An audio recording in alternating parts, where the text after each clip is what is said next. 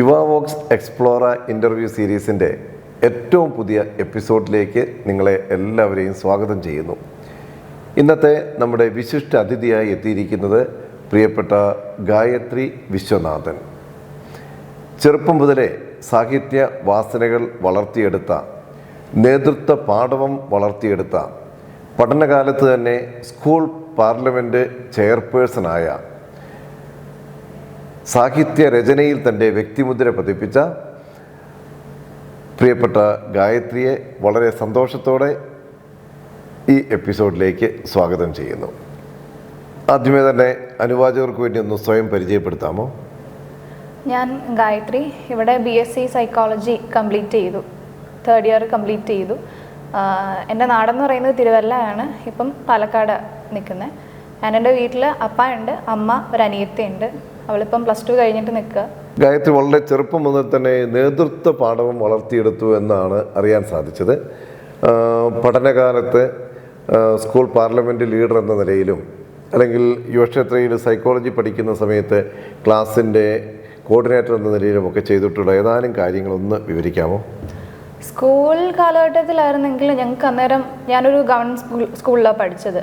അപ്പം അവിടെ parliament election വന്നു. അതിനുശേഷം ഞങ്ങൾ കുറച്ച് പേര് നിന്നു. അങ്ങനെ ഞാൻ ഇലക്റ്റഡായി. അതിനുശേഷം ഞാൻ ഇവിടെ NSSലുണ്ടായിരുന്നു. അപ്പോൾ NSSൽ എൻ്റെ കൊണ്ട് എന്തൊക്കെ കോൺട്രിബ്യൂട്ട് ചെയ്യാൻ പറ്റുമോ അങ്ങനെ കുറേ പ്രോഗ്രാംസ് കോൺട്രിബ്യൂട്ട് ചെയ്തിട്ടുണ്ട്.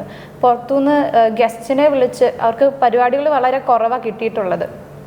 ഞാൻ പഠിക്കുന്ന ആ ഒരു സമയത്ത് അവർക്ക് സ്റ്റുഡൻസിനൊക്കെ പുറത്തുനിന്നുള്ള ഗസ്റ്റ് വന്ന് ക്ലാസ് എടുത്തു കൊടുക്കലും അങ്ങനത്തെ പ്രോഗ്രാംസൊക്കെ വളരെ കുറവായിരുന്നു. സോ എനിക്ക് അങ്ങനെ ഒരു കോൺട്രിബ്യൂഷൻ സ്കൂളിലേക്ക് ചെയ്യാൻ പറ്റി എന്നെനിക്ക് തോന്നിയിട്ടുണ്ട്. നമുക്കറിയാം, നമ്മുടെയൊക്കെ പഠനകാലത്ത് നമുക്ക് കിട്ടുന്ന അവസരങ്ങളാണ് നമ്മളാക്കി മാറ്റുന്നത്. ഒരുപക്ഷെ ഈ സ്കൂൾ പാർലമെൻറ്റ് ലീഡർ എന്ന നിലയിൽ തൻ്റെ വ്യക്തിത്വം വളർത്തുന്നതിന് ഗായത്രിക്ക് സാധിച്ചിട്ടുണ്ട്. അതുപോലെ തന്നെ മറ്റ് പല മേഖലകളിൽ നമ്മൾ ചെയ്യുന്ന സേവനങ്ങൾ, ഇന്ന് കൂടുതൽ പ്രവർത്തിക്കുന്ന സമയത്ത് സ്കൂൾ വിദ്യാഭ്യാസ കാലത്ത് കിട്ടിയ അവസരങ്ങൾ എങ്ങനെയാണ് വളർത്തിയിരിക്കുന്നത് എന്നൊന്ന് പറയാമോ?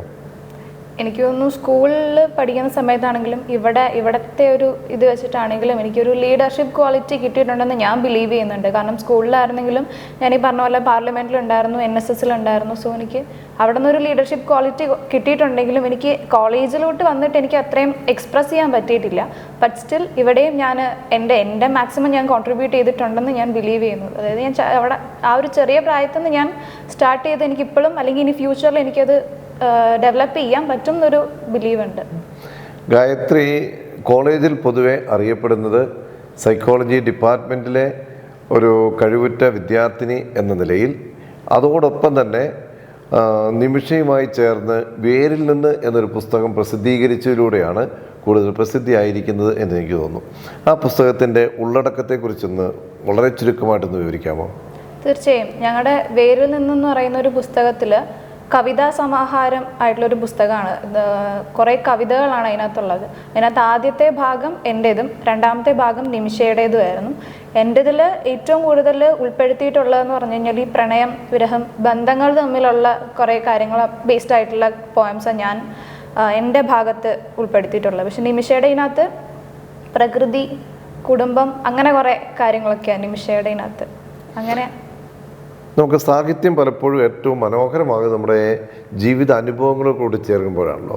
ഇപ്പോൾ ഈ വേരിൽ നിന്നുള്ള പുസ്തകത്തിൽ ഗായത്രിയുടെ പേഴ്സണൽ എക്സ്പീരിയൻസ് ആണോ, അതോ നമ്മൾ വായിച്ചെടുത്ത കാര്യങ്ങളാണോ, അതോ നമ്മുടെ ജനറൽ ഒബ്സർവേഷൻസ് ആണോ അതിൽ ഈ സാഹിത്യ രചനയ്ക്ക്, കവിതകൾക്ക് അടിസ്ഥാനമായിട്ട് നിൽക്കുന്നത്? എൻ്റെ പോയംസ് എടുക്കുകയാണെങ്കിൽ ഞാൻ അതിനകത്ത് എല്ലാം ഉണ്ടെന്ന് പറയും. ഞാൻ ഒരു ഒറ്റ കാര്യം മാത്രം ഫോക്കസ് ചെയ്തിട്ടല്ല പോയംസ് എഴുതിയിട്ടുള്ളത്. എൻ്റെ പേഴ്സണലായിട്ടുള്ള കാര്യങ്ങളും പിന്നെ ഞാൻ കാണുന്ന കാര്യങ്ങളും എക്സ്പീരിയൻസ് ചെയ്തിട്ടുള്ള കാര്യങ്ങളും അങ്ങനെ എല്ലാം കൂടെ ചേർത്തൊരു മിക്സ്ചർ രൂപത്തിലാണ് ഞാൻ ആ കവിത എഴുതിയിട്ടുള്ളത്. ഈ സാഹിത്യ രചനയ്ക്ക് അടിസ്ഥാനമായിട്ട് എന്തെങ്കിലും കാര്യങ്ങൾ, ഒരു ഇൻസ്പിറേഷനായിട്ട് കിട്ടിയ എന്തെങ്കിലും കാര്യങ്ങളുണ്ടോ? അങ്ങനെ ഇൻസ്പിറേഷൻ എന്ന് പറഞ്ഞു കഴിഞ്ഞാൽ എൻ്റെ ചേച്ചി അത്യാവശ്യം നന്നായിട്ട് എഴുതുമായിരുന്നു. അപ്പം അവൾ എഴുതുന്ന പോയംസ് എല്ലാം കോളേജിലാണെങ്കിലും മാഗസിൻസിലൊക്കെ എപ്പോഴും വരും. പക്ഷെ ആ കൂട്ടത്തിൽ ഞാൻ എഴുതുന്നതെല്ലാം ഒന്നിലെ ഫയലിൽ കയറ്റി വയ്ക്കും, അല്ലെങ്കിൽ ഞാൻ എവിടെയെങ്കിലും കളയും. പക്ഷേ ഈ കോളേജിൽ വന്നതിന് ശേഷമാണ് എനിക്ക് നിമിഷയെ നല്ലൊരു കമ്പനിയായിട്ട് കിട്ടിയത്. അപ്പോൾ അവൾ വന്നതിന് ശേഷം ഞാൻ ഈ എഴുതുന്ന പോയംസ് സൂക്ഷിച്ച് വയ്ക്കാനായിട്ട് തുടങ്ങി. ബിക്കോസ് ഞാൻ ആദ്യം ചെയ്തുകൊണ്ടിരുന്നത് ഇതൊക്കെ കളയലായിരുന്നു. പിന്നെ അത് കുറച്ച് വാല്യുബിൾ ആയിട്ടുള്ള സാധനമാണെന്ന് നിമിഷം വന്നതിന് ശേഷം എനിക്ക് കുറേയും കൂടി മനസ്സിലായി തുടങ്ങി. അപ്പം അതിനുശേഷം ഞാൻ പോയംസ് സൂക്ഷിച്ചു തുടങ്ങി. അപ്പോൾ എനിക്ക് ഈ പോയമിൽ ഇൻസ്പിറേഷൻ ആരെങ്കിലും ഉണ്ടോ എന്ന് ചോദിച്ചാൽ ചേച്ചിയും നിമിഷയും മാത്രമേ ഞാൻ പറയുന്നുള്ളൂ. നമുക്ക് ഇന്ന് ധാരാളം സോഷ്യൽ മീഡിയകളുണ്ടല്ലോ, പല ആളുകളും എഴുതി പ്രസിദ്ധീകരിക്കുന്ന ഈ സോഷ്യൽ മീഡിയയിലാണ്. അങ്ങനെ ഏതെങ്കിലും താല്പര്യം തോന്നിയിട്ടുണ്ടോ? സോഷ്യൽ മീഡിയയിൽ പ്രസിദ്ധീകരിക്കുന്നതിനെ കുറിച്ച് താല്പര്യമോ അല്ലെങ്കിൽ പ്രസിദ്ധീകരിക്കുകയോ ചെയ്തിട്ടുണ്ടോ? ഞാൻ മനോരമയിൽ 1-2 പോയംസ് കൊടുത്തിട്ടുണ്ടെന്നല്ലാണ്ട് ഭയങ്കരമായിട്ട് അങ്ങനെ ചെയ്തിട്ടൊന്നുമില്ല. ഈ സാഹിത്യത്വം ഇത്രമാത്രം താല്പര്യമുള്ളപ്പോൾ എന്തുകൊണ്ടാണ് സൈക്കോളജി ഒരു പഠന വിഷയമായിട്ട് തിരഞ്ഞെടുത്തത്? ആക്ച്വലി എനിക്ക് എൻ്റെ 10th ഒരു 8th കഴിഞ്ഞപ്പോൾ തൊട്ട് എൻ്റെ അമ്മയുടെ അച്ഛൻ തഹസിൽദാരായിരുന്നു. അപ്പം എങ്ങനെയാണ് ആ ഒരു വർക്കിംഗ് ഫീൽഡ് എന്നുള്ളതെല്ലാം പറഞ്ഞു അതിനെയും കൂടുതലും കുറച്ചും കൂടി ഹയസ്റ്റ് ആയിട്ടുള്ളൊരു പൊസിഷനാണ് ഈ സിവിൽ സർവൻസ് എന്ന് പറയുന്നത് എന്നുള്ളൊരു ഇത് ഞങ്ങൾക്ക് എപ്പോഴും പറഞ്ഞു തന്നുകൊണ്ടിരിക്കുകയായിരുന്നു. എനിക്കാണെങ്കിലും അനിയത്തിക്കാണെങ്കിലും ചേച്ചിക്കാണെങ്കിലും എപ്പോഴും പറഞ്ഞു കൊടുത്തുകൊണ്ടിരിക്കും. അപ്പം അതിലേക്ക് ഞാൻ ആദ്യം UPSC നോക്കാമെന്നുള്ള പ്ലാൻ തന്നെയായിരുന്നു. പക്ഷെ അതിന് ഹിസ്റ്ററിയാണ് ഞാൻ +1 +2 എടുത്തത്, ഹ്യൂമാനിറ്റീസ് ബാച്ച് എടുത്തത്.